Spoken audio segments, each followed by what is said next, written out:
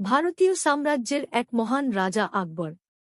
তার সভায় ছিল 9 জন নবরত্ন। একদিন রাজা তার প্রিয় পাত্র বীরবলের সঙ্গে বাগান পরিদর্শনে গিয়েছিলেন।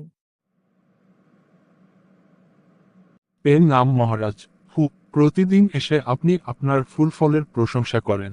আজ আপনাকে খুব চিন্তিত লাগছে। ভাবছি, আগবে জানতে পারি কি আপনার ভাবনা? আমি ভাবছি পৃথিবীর সবচেয়ে দ্রুততম জিনিস কোনটি? ও এই প্রশ্ন। তা ডাকুন আপনার সভাসদদের, দেখি তাদের মতামত কি। ঠিক আছে, সভাসদ, বলো তো, পৃথিবীর সবচেয়ে দ্রুততম জিনিস কি? গরুর গাড়ি। না না, ঘোড়ার গাড়ির চেয়ে দ্রুততম জিনিস কিছু হতেই পারে না। হলো না সভাসদগণ, হলো না। তা তুমিই বলো বীরবল। সেটা হলো মানুষের বুদ্ধি। প্রমাণ করে দেখাও। তা ডাকুন আপনার এক প্রজাকে। ঠিক আছে, সেনাপতি, বীরবল যা বলে তাই শোনা হোক। প্রণাম মহারাজ।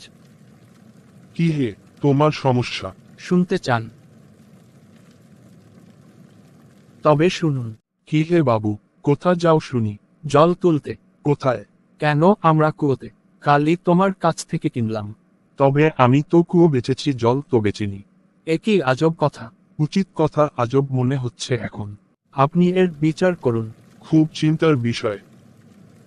বীরবল, তুমি এর সমাধান করো। তবে ডাকা হোক বিপুলের প্রতিবেশীকে। সেনাপতি, বিপুলের প্রতিবেশীকে হাজির করো। প্রণাম মহারাজ। বীরবল, বিচার করো। কুয়োটা কার? বিপুলের। তাহলে তোমার জল বিপুলে কুয়ো রয়েছে?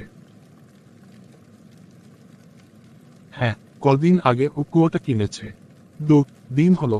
তাহলে দুদিনে 100, 200 টাকা হয়। হ্যাঁ মন্ত্রী মশাই, যেহেতু ওর কুয়োতে তোমার জল রয়েছে তাহলে সেটা ভাড়া। দাঁড়ান মন্ত্রী মশাই, আমি আমার ভুল বুঝতে পেরেছি। রাজা জাহাপানা, আমায় ক্ষমা করে দিন। তুমি যাও। বা বীরবল, বা আজ থেকে প্রমাণিত হলো যে পৃথিবীর সবচেয়ে দ্রুততম জিনিস মানুষের বুদ্ধি।